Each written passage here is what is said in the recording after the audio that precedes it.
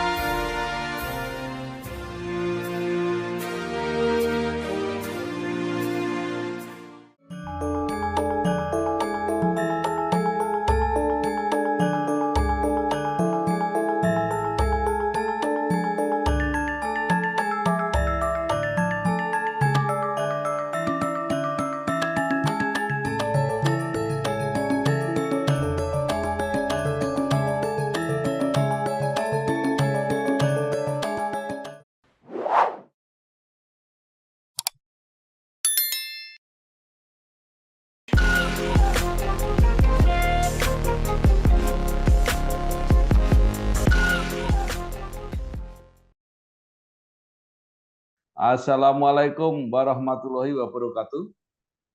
Waalaikumsalam warahmatullahi wabarakatuh.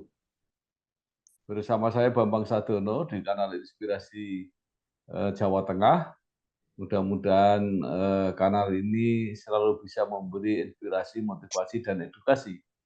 Kami sedang mempersiapkan beberapa video wawancara untuk ikut memantau dinamika kabupaten kota dalam menyongsong pilkada serentak, termasuk pemilihan Bupati dan Wakil Bupati Kabupaten Banjarnegara periode 2024-2029.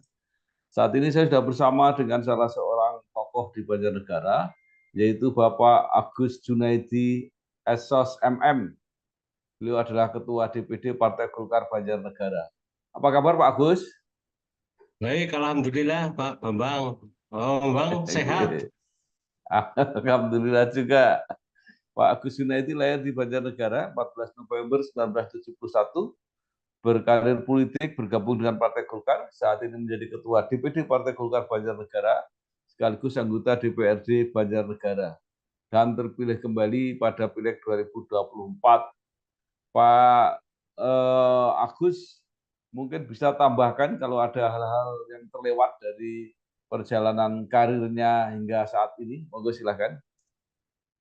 Iya, aktif di Partai Golkar semenjak tahun 2000, lalu ikut pencalekan tahun 2009, alhamdulillah berhasil duduk di DPRD sampai saat ini, dan alhamdulillah terpilih kembali di 2004, periode 2004-2029, Pak.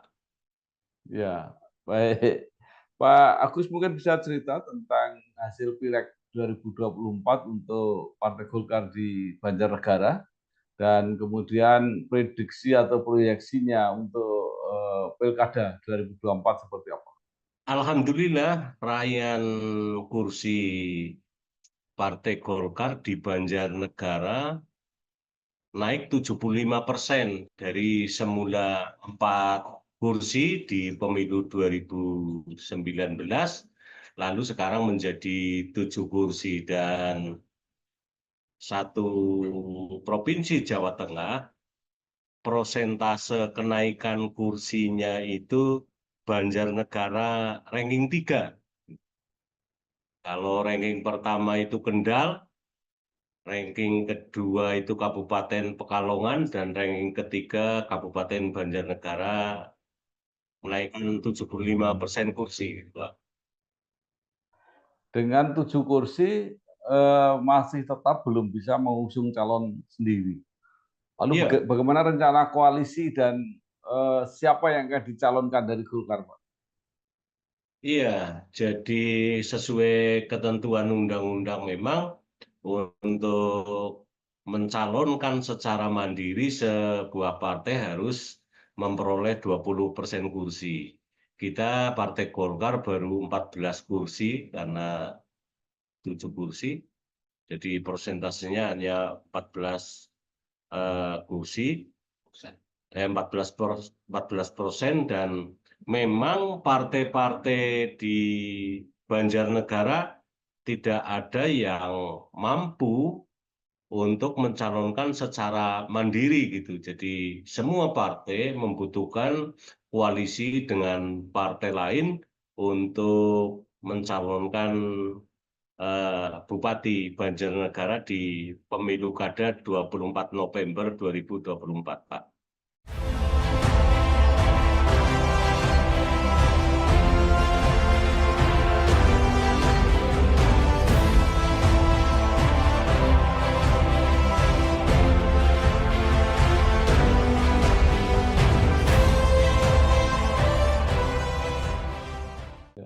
Ya.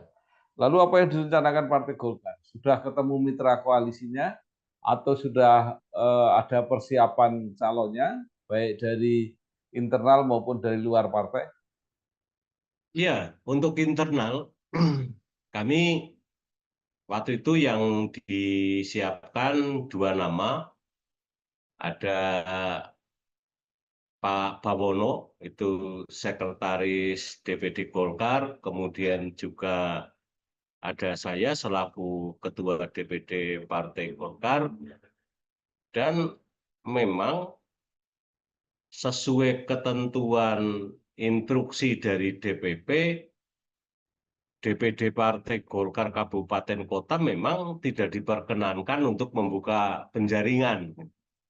Sehingga kami hanya rapat secara internal, kemudian melaporkan kepada penanggung jawab Dapil, yaitu Mas Ferry Wawan Cahyono, sekaligus merepresentasikan DPD 1 Provinsi, lalu kemudian menghadap Pak Iqbal Wibisono selaku pemenangan Jateng DIY. Sementara secara eksternal kami juga membangun koalisi, berkomunikasi, bersilaturahmi dengan Partai Demokrat selaku pemenang pemilu di Banjarnegara, kemudian dengan Partai Kebangkitan Bangsa, Partai Amanat Nasional, Partai Nasdem, PKS, dan juga Partai Persatuan Pembangunan dan juga Partai Gerindra gitu.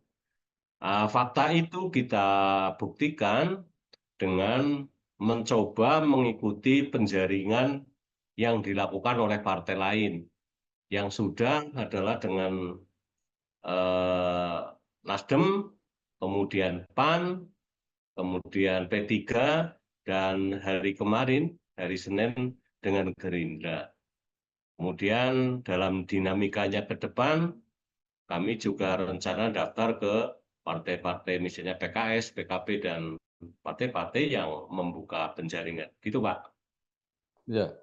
Jadi artinya teman-teman Golkar mendaftar di partai lain dengan kesiapan menjadi bupati atau wakil bupati, Pak?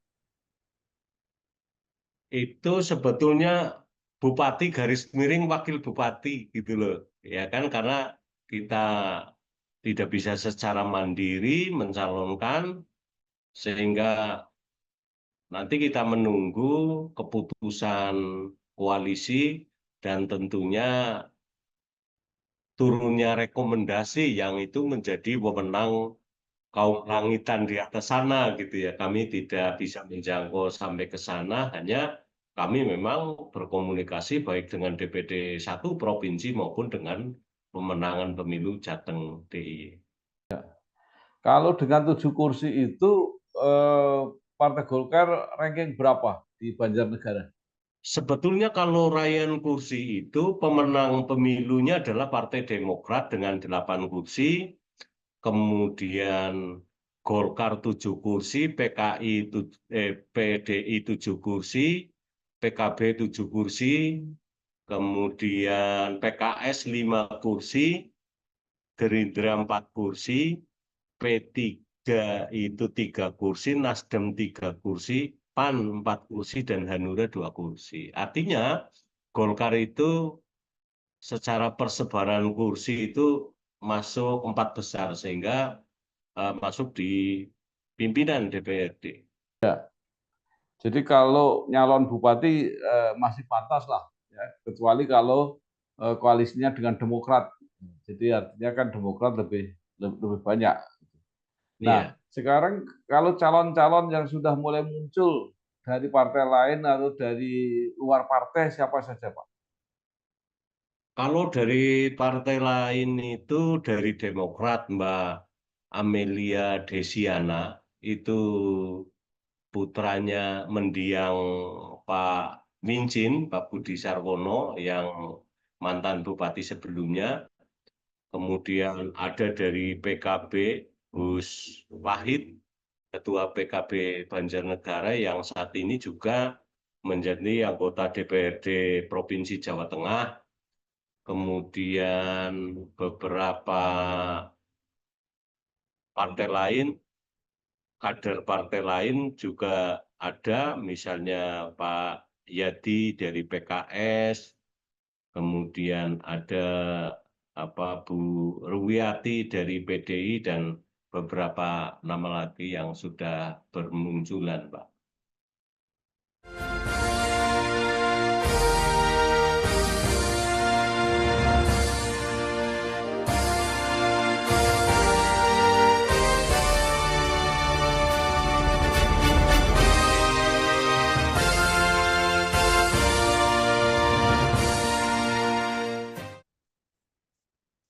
Baik, luar biasa.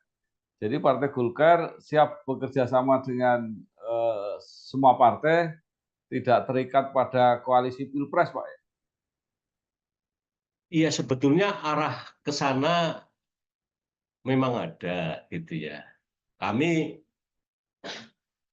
berharap bahwa soliditas di koalisi Indonesia Maju harapannya bisa diterjemahkan dalam pilkada, gitu. Harapannya itu menyangkut rekomendasi yang nantinya diturunkan kami sebagai pelaksana tugas di lapangan. Namun demikian, kadang-kadang dinamika di daerah warnanya kadang di beberapa titik warnanya lain, gitu.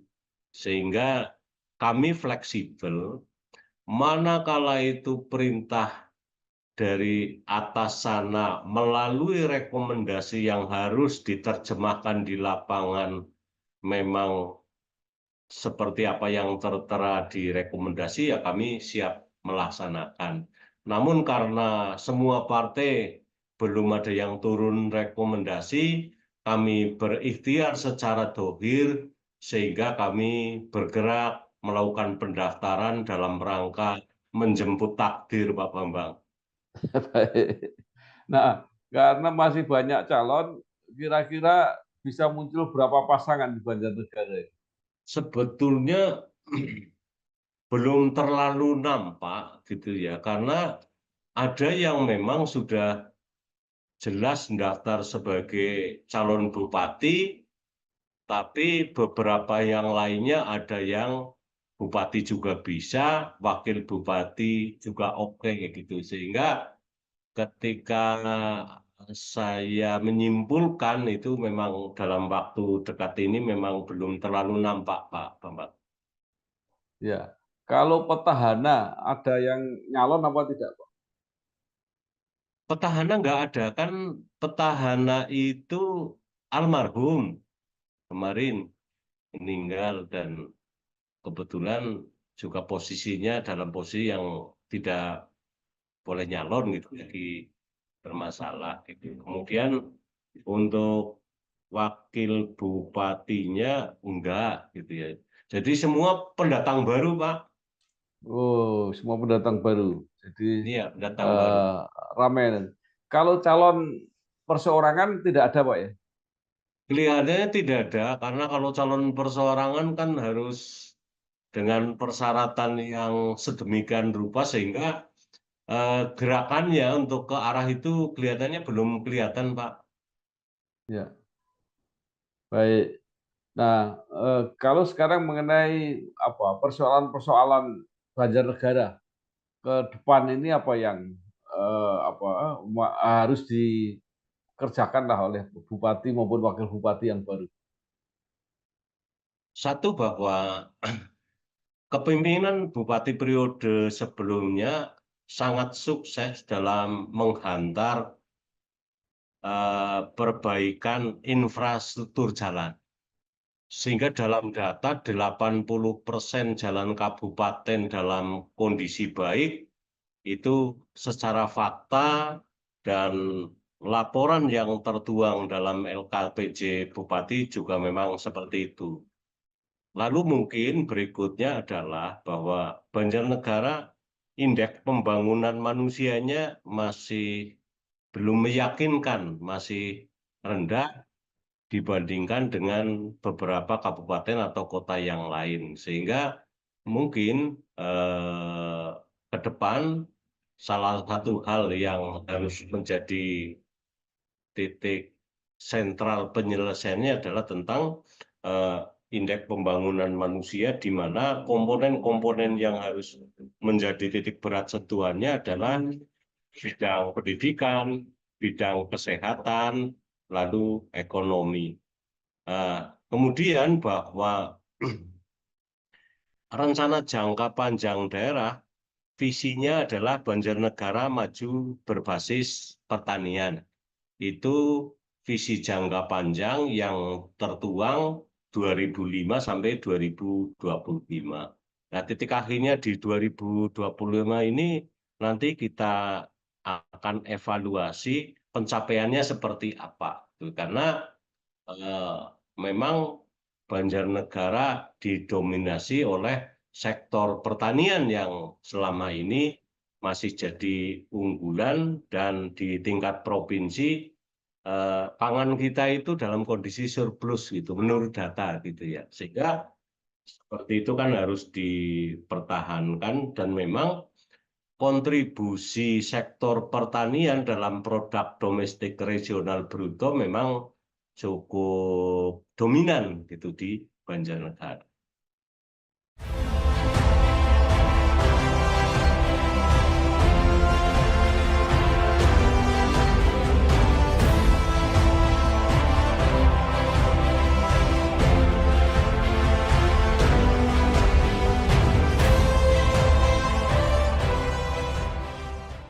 Ya. Baik, jadi Banjarnegara termasuk kabupaten yang beruntung kalau di tempat-tempat lain pada mengeluh infrastruktur, Banjarnegara sudah tidak terlalu dibebani oleh masalah infrastruktur, Pak ya. Iya, sebetulnya ya. Jadi waktu itu memang menjadi visi misi, apa ya, bukan kalau visi misi secara makro, tapi menjadi target utama kepemimpinan Bupati periode yang lalu. Memang yang dikampanyekan ke masyarakat adalah perbaikan infrastruktur gitu. Lalu memang waktu itu ada alokasi dana yang cukup signifikan, bukan datangnya dari pemerintah pusat atau provinsi yang ada penambahan yang secara besar-besaran, tapi lebih kepada kebijakan efisiensi di beberapa OPD, sehingga terakumulasi dana yang cukup besar dikonsentrasikan untuk perbaikan infrastruktur jalan. Dan alhamdulillah itu cukup sukses, cukup berhasil, sehingga menambah geliat ekonomi di Banjarnegara. Karena dari daerah-daerah yang terisolir bisa mengirimkan dengan lancar untuk pendistribusian hasil pertanian ke daerah-daerah yang menjadi pasar yang bagus gitu. itu merupakan keberhasilan atau kisah sukses bupati yang lalu, tapi justru tidak perlu diteruskan ya. Berarti sekarang eh, fokusnya nanti pindah tadi ke bidang kesehatan, pendidikan dan sebagainya. Ya, itu sukses masa lalu memang mungkin nanti konsentrasi penganggaran kalau ada ya tidak terlalu dominan gitu, tidak terlalu besar karena sifatnya kan pemeliharaan. Kalau toh dalam jangka waktu sekian sebuah infrastruktur tidak dilakukan pemeliharaan secara ideal, tingkat kerusakannya mungkin juga akan lebih tinggi. Nah, sehingga lebih kepada pemeliharaan dengan angka yang ideal, kemudian selebihnya adalah konsentrasi ke bidang-bidang lain, misalnya pendidikan, kesehatan, terus ekonomi, dan terbukanya lapangan kerja, mengingat pengangguran terbuka di Kabupaten Banjarnegara juga lambat laun gitu ya, harus diselesaikan eh, secepatnya gitu Pak. Baik, baik. Pak Agus terakhir, apa harapan Pak Agus atau Partai Golkar supaya masyarakat ini nanti bisa menjalankan pilkada ini dengan baik, terpilih pemimpin yang diharapkan dan bisa menyelesaikan masalah, tidak terlalu terpengaruh oleh pragmatisme politik yang dikeluhkan di mana-mana. Iya, setidak-tidaknya sebagai orang Jawa biasanya ada hal yang di ini dalam filosofi Jawa bahwa pemimpin setidaknya punya dua hal, yaitu capability dan accountability. Capability adalah kemampuan, sementara accountability adalah awutua gitu loh, awutuo gitu atau gitu loh. Harapannya itu. Tapi apapun itu, harapannya siapapun yang terpilih nanti itu betul-betul bisa memberikan jawaban kepemimpinan kepada masyarakat yang sudah berpartisipasi aktif dalam tahapan-tahapan pemilu kada nantinya. Harapannya tetap kondusif, tetap bisa memajukan Banjarnegara, bisa mencapai visi misi yang nanti dituangkan dalam RPJMD, dan terlebih lagi sebagai orang partai politik, harapannya yang jadi adalah kader kita, kader Partai Golkar. Harapannya itu, Pak. Bapak. Ya, baik. Oke.